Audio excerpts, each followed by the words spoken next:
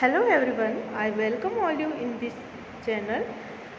Today in this video we are going to explain the poem The World is Too Much With Us, which was composed by the famous romantic poet William Wordsworth. So before explaining the poem, we must know about a little introduction about the poet William Wordsworth. As you know that William Wordsworth is one of the leading figures of the 19th century Romantic movement in England. He was born at Cockermouth in Cumberland on 7th April 1770. He was the second son of John Wordsworth and he was a moody, stiff and violent in temper, but ever critical of his conduct. While a boy, he was an eager reader and was acquainted with the great critics of the 18th century. He found his real inspiration not from books but from the association with nature. In October 1787, he went to St. John's College, Cambridge, and although he paid very little heed to his surroundings, he records many of the charms of the university. Even in these years, he was meditative and charmed by the beautiful scenes of nature. His deepest sympathies were with the simple life of country. Gradually, his mind expanded and his sympathies broadened. Like many of his generations, he was filled with enthusiasm for the French Revolution. After taking his degree, he resided for more than a year in France. He wrote of the French Revolution. Bliss it was in that dawn to be alive, but to be young was very heaven. In 1797, he became acquainted with Coleridge, and in 1798 appeared a small volume entitled Lyrical Ballads, containing the poems of the two friends. After making a tour in journey with Coleridge, he went to reside in Grimsby, removing to Ellenbank in 1808. There also there also resided or visited Southey, Coleridge, De Quincey, and Wilson are contemporary writers were contemporary writers of that time.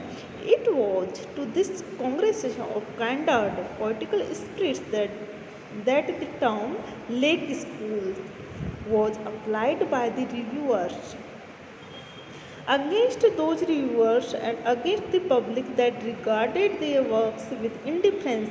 Wordsworth and the other Lake poets struggled till 1830. By this time, the poetic genius of Wordsworth and his discipline began to be recognized. In 1813, Wordsworth settled at Redan Mount, which continued to be his residence until his death. He held for some time the office of distributor of stamps for the county of Westmoreland. In 1843, he succeeded Southey as poet laureate. Next to Shakespeare, Wordsworth is the greatest source of familiar quotations. Now we will discuss about these most important works which are most famous in literature. His most famous poems are the lyrical ballads, the preludes, ode on the intimation of immortality from recollections of early childhood, and sonnets. About him, Professor Jasbir Jain writes, left an orphan at 13, Wordsworth was brought up by an uncle. He started his career as a poet in 1793. It was the publication of the lyrical ballads in 1798 which finally heralded Romanticism. Not only did the poems express a new attitude to nature but also a new faith in man. The poems, a collaborative ventures by Wordsworth and Coleridge, used language and meter differently from the manner it had been handled by most of the 18th century poets. So, this is the little introduction of the poet William Wordsworth. Now, we will discuss a little introduction of the poem The world is too much with us. This poem is one of the famous sonnets of Wordsworth. He composed this poem in May 1806. It is an expression of his love, admiration for the objects of nature such as the sun, the moon, the sky, the sea and the winds. The language is quite simple. He believed that poetry ought to be written in the simple language of the common people. It is one of the most characteristic products of Wordsworth, the poet and the moralist. The poem exhibits the love of the poets for penguins. About this poem, W.S. Landor says, yet in the best verses he ever wrote, refers to the powerful influence of the pagan creed.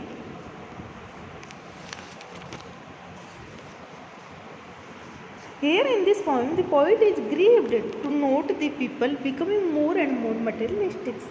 They have to love for the beauty of nature. They devote their whole energy in accumulating wealth. They delight themselves in physical pleasures. They waste their time, money, and energy in frivolous enjoyment. The poet also describes that the people waste their time, money, and energy in frivolous enjoyments. They have no taste for the appreciation of the variety of beautiful aspects of nature. They run after money and physical pleasures. So the poet is grieved at the growing tendency towards materialism, that he desires to go back to the age of pagans. They were simple and innocent people, completely untouched by the sophisticated characteristics of the people of the poet's age. Now we will explain one by one line of the poem.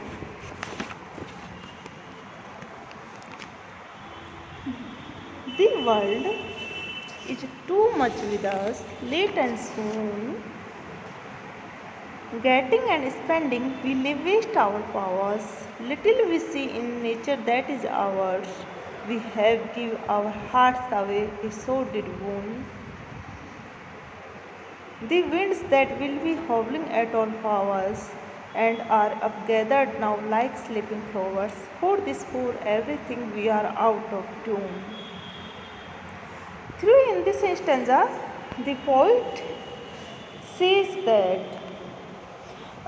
whenever he sees the condition of nature, he was deeply pained to see that his contemporaries were wasting all their powers and time in earning money. They had great power of spiritual elevation and developments of the soul, but they wasted all that power in amassing wealth and spending it in wasteful pleasures. In earning money and spending it in and out of the season, they wasted all their power. They don't find time to appreciate the beauty of nature. They didn't claim any kinship with nature.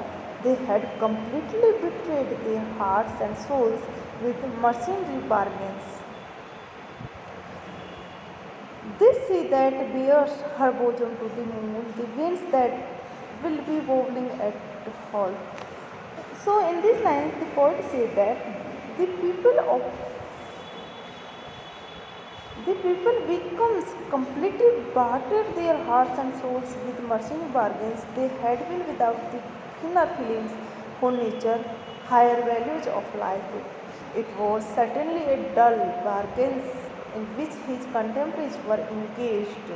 The sight of the grand sea lying open in the glare of the moonlight night doesn't attract us. But the people, but the but we have no time to appreciate their beauty.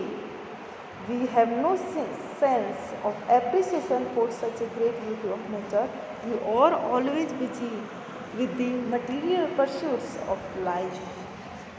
Next stanza, It moves us note, great God, I would rather be a pagan suckled in a creed outworn, so might I, standing on this pleasantly, have glimpses that would make me less forlorn, have sights of Proteus rising from the sea, or hear old Triton blow his wrathful horn.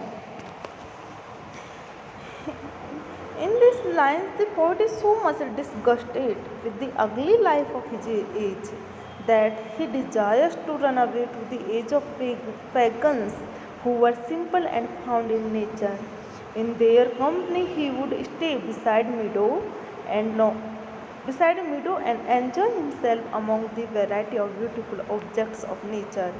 His loneliness, his loneliness will vanish in the company of the beautiful scenes of nature. He would get an opportunity to hear the sound of the conch shell blown by Triton. He would like to see the sea god's Proteus. He is ready to accept Pangage for Christianity for the sake of his love of nature. Pagan is nature worshipper, a believer in polytheism. So through this point, the poet want to say that the people at present are becoming more and more materialistic. So they they run after the wealth, and they have no paid towards the nature. They never appreciate the beauty of nature. So here in this poem, the poet attacks on materialism and disgusting apathy and indifference of the people of his times to the beauties of nature. He exhorts the people of his time to give some time to the beauties of nature. Here we can say uh, the love and his appreciation towards the nature. Wordsworth says that here the Wordsworth say that we are very much engrossed with worldly affairs. We are rapidly advancing towards materialism. Wordsworth was a great lover of nature. He held love of nature and spiritualism as very important in life.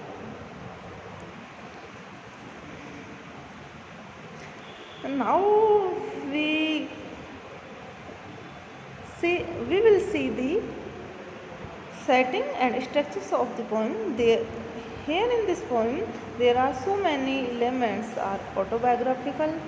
William Wordsworth cousin. This poem was written when William Wordsworth's cousin Edgar fell ill.